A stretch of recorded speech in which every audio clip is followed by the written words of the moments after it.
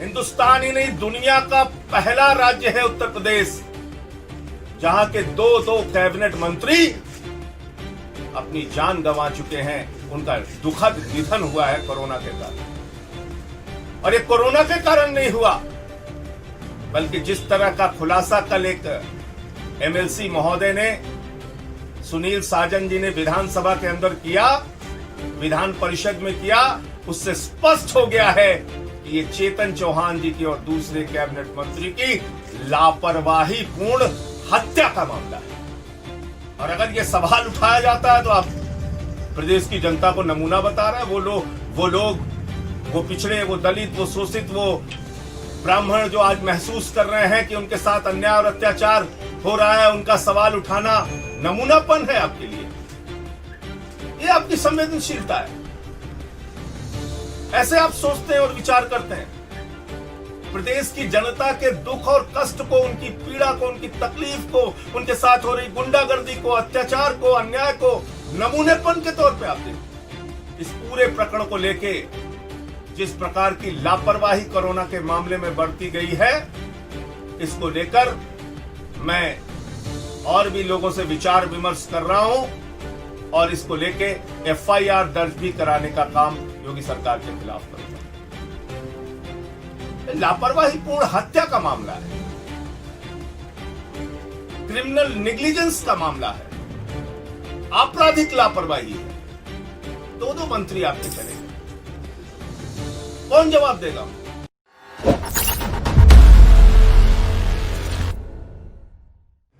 उत्तर प्रदेश की विधानसभा में प्रदेश के मुख्यमंत्री योगी आदित्यनाथ जी ने किसी भी सवाल का जवाब नहीं दिया। मेरे द्वारा उठाए गए प्रश्नों का जवाब नहीं दिया, बल्कि उत्तर प्रदेश की जनता को नमूना कह दिया। मैंने क्या पूछा था? योगी जी से सवाल किया था, आज सभी जातियों के मन में ये प्रश्न क्यों चल रहा है, ये सवाल क्यों खड़े हो रहे हैं कि उत्तर प्रदेश में ठाकरों की सरकार चल रही है। आप ठाकरों के नेता हैं, ठाकरों के लिए काम कीजिए, मुझे कोई आपत्ति नहीं है, लेकिन अन्य जातियों के साथ अन्याय और अत्याचार मत कीजिए। आपने उत्तर प्रदेश की जनता को ही नमूना कह दिया। मैंने पूछा, प्रभात मिश्रा 12वीं में पढ़ने वाले उस लड़के का अपराध क्या था, उसकी इनकाउंटर में हत्या क्यों हुई? मैंने पूछा, खुशी दुबे जो 2 दिन की विवाहिता थी, उसको आप जेल में क्यों सड़ा रहे हैं? उसको बाहर निकाल के उसके मेडिकल परीक्षण करा के बताइए कि क्या स्थिति है, किस हालत में है वो। महिला आयोग का कोई प्रतिनिधिमंडल जाके उस महिला से मिले, किस स्थिति में है वो।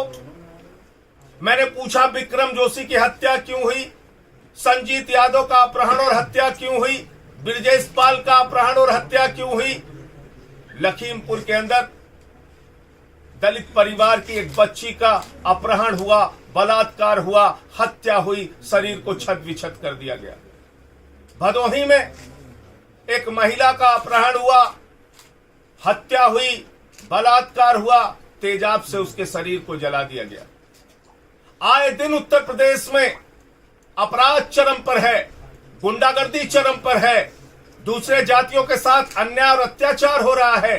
वो चाहे फिर ब्राह्मण हो, दलित हो, पिछड़े हो, वंचित हो, शोषित हो, थाने पे जाते हैं, उनकी सुनी नहीं जाती, कहीं उनकी फरियाद कोई सुनने वाला नहीं। ये प्रश्न मैंने जब उठाया तो आपने कह दिया कि उत्तर प्रदेश की जनता तो नमूने है, ये सारे लोग नमूने हैं। ये जो पीड़ा में है, कष्ट में है, जो हत्या के, डकैती के, लूट के, आप बताइए, प्रधानमंत्री के संसदीय क्षेत्र में एक महिला जब अपने पति के लंबी उम्र की व्रत वो रखे हुए थी, उसके सामने गोलियों से उसके पति को भून दिया गया। गोरख यादव का मामला। ये सारे सवाल अधूरे रह गए, इसका कोई उत्तर नहीं मिला, कोई जवाब नहीं मिला। ऊपर से आपने कह दिया प्रदेश की जनता तो नमूना है। अरे मेरी बातों का जवाब दीजिए योगी जी, जो प्रश्न मैंने किया है उसका जवाब दीजिए। आपके पास मेरे सवालों का कोई उत्तर नहीं है, कोई उत्तर नहीं है मेरे सवालों का। आप कोरोना की बात कर रहे हैं, कोरोना में उत्तर प्रदेश का बेड़ा गर्क करने का काम आपने किया।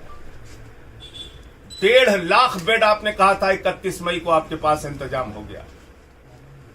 आपने बड़े बड़े दावे किए, टीम 11 बनाई आपने। अब वो क्रिकेट मैच खेलने के लिए बनाई या कोरोना से लड़ने के लिए बनाई, किसी को पता नहीं। उस टीम 11 में कोई डॉक्टर नहीं, कोई एक्सपर्ट नहीं, कोई महामारी से लड़ने का जानकार नहीं। उस टीम 11 की मीटिंग में जो कोरोना की बीमारी से लड़ने के लिए होती है, इतनी महत्वपूर्ण मीटिंग, उसमें बैठ के आपका प्रमुख सचिव एसपी गोयल वीडियो गेम खेल रहा है। आपकी सरकार को और आप लोगों को शर्म नहीं आती? आप ये भी छोड़ दीजिए। आप मुझे बताइए, हिंदुस्तान ही नहीं दुनिया का पहला राज्य है उत्तर प्रदेश जहां के दो कैबिनेट मंत्री अपनी जान गंवा चुके हैं। उनका दुखद निधन हुआ है कोरोना के कारण। और ये कोरोना के कारण नहीं हुआ, बल्कि जिस तरह का खुलासा कल एक एमएलसी महोदय ने, सुनील साजन जी ने विधानसभा के अंदर किया, विधान परिषद में किया, उससे स्पष्ट हो गया है कि ये चेतन चौहान जी की और दूसरे कैबिनेट मंत्री की लापरवाही पूर्ण हत्या का मामला है। ये कोई सामान्य मामला नहीं है। एक कैबिनेट मंत्री के साथ अगर ये हो रहा है उत्तर प्रदेश के अंदर, तो आम आदमी के साथ स्वास्थ्य की सेवाएं कैसी होंगी ये पूरा प्रदेश समझ सकता है। केजरीवाल जी से कुछ सीखिए, दिल्ली के मॉडल से कुछ सीखिए योगी जी।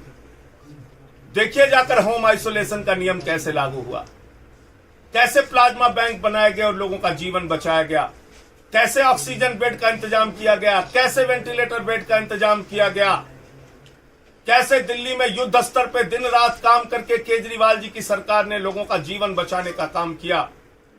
ये देखिए जाकर, और अहंकार मत पालिए में अपने मन में। लोगों की जनता के खिलाफ इतना गुस्सा अपने मन में मत रखिए। थोड़ा शांति से सोचिए, इतने अहंकार में मत सोचिए। प्रदेश के लोगों के जीवन के बारे में सोचिए। हम नहीं चाहते कि प्रदेश में दर दर की ठोकरें खा के लोग अस्पतालों में अपनी जान गंवाएं, गांवों में अपनी जान गंवाएं। अब जाकर देखिए किस तरह से टेस्टिंग का एक अभियान चलाया। 72,000 प्रति मिलियन, यानी 10 लाख में 72,000 लोगों की टेस्टिंग करने वाला दिल्ली देश का पहला राज्य है। जाकर देखिए, आपने 10 लाख में 18,000 लोगों की टेस्टिंग की है, दिल्ली ने 10 लाख में 72,000 लोगों की टेस्टिंग की है। आप नो टेस्टिंग नो कोरोना के फॉर्मूले पे चल रहे हैं, आप नो एफआईआर नो क्राइम के फॉर्मूले पे चल रहे हैं। आप अपनी एक टीम भेजिए और केजरीवाल जी पूरी तरीके से आपका सहयोग करने के लिए तैयार है। केजरीवाल की सरकार, दिल्ली की सरकार हर तरह का सहयोग करने के लिए तैयार है। आज जो मॉडल सक्सेसफुल मॉडल दिल्ली का है वो उत्तर प्रदेश में लागू किया जाए। हमारा हर स्तर पे दिल्ली की सरकार और केजरीवाल सरकार आपकी मदद के लिए तैयार है। लेकिन इस तरीके से आरोप प्रत्यारोप में समय व्यर्थ मत कीजिए, प्रश्नों का जवाब दीजिए। लोकतंत्र में सवाल उठाना कोई गुनाह नहीं है, यह हमारा संवैधानिक और लोकतांत्रिक अधिकार है। और अगर यह सवाल उठाया जाता है तो आप प्रदेश की जनता को नमूना बता रहे हैं। वो लोग वो पिछड़े, वो दलित, वो शोषित, वो ब्राह्मण जो आज महसूस कर रहे हैं कि उनके साथ अन्याय और अत्याचार हो रहा है, उनका सवाल उठाना नमूनापन है आपके लिए। ये आपकी संवेदनशीलता है, ऐसे आप सोचते हैं और विचार करते हैं। प्रदेश की जनता के दुख और कष्ट को, उनकी पीड़ा को, उनकी तकलीफ को, उनके साथ हो रही गुंडागर्दी को, अत्याचार को, अन्याय को नमूनेपन के तौर पे आप देखते हैं। बारे योगी, ये तो अच्छी सरकार आप चला रहे हैं। तो इसलिए इस पूरे प्रकरण को लेके जिस प्रकार की लापरवाही कोरोना के मामले में बढ़ती गई है, इसको लेकर मैं और भी लोगों से विचार विमर्श कर रहा हूं और इसको लेके एफआईआर दर्ज भी कराने का काम योगी सरकार के खिलाफ करूंगा। लापरवाही पूर्ण हत्या का मामला है, क्रिमिनल नेग्लिजेंस का मामला है, आपराधिक लापरवाही है। दो मंत्री आपके चले गए, कौन जवाब देगा उनका? संजय जी, जो इसलिए कई प्रकरणों के बारे में मैं विचार कर रहा हूं। उसमें चेतन चौहान जी से लेकर और भी जो भी प्रकरण हैं, वो सारे प्रकरणों पे जो पिछले दिनों घटित हुए हैं उन पे विचार कर रहा हूं, क्योंकि अब तो सीधे सीधे एक एमएलसी खुद विधान परिषद के अंदर पूरी घटना का गवाह है, तो ये एक बड़ा मामला है। इसलिए इसमें और लोगों से चर्चा करके विचार करके एफआईआर कराने का भी काम करूंगा। और मैं सिर्फ ये कहना चाहता हूं, आप सवालों के उत्तर से भागिए नहीं। आरोप प्रत्यारोप और मुद्दे भटकाने से काम नहीं चलेगा।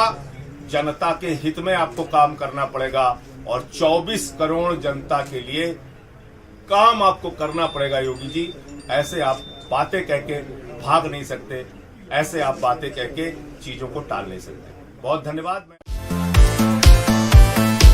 अगर आपको हमारे वीडियोस पसंद आए तो प्लीज लाइक करें, सब्सक्राइब करें और शेयर करें।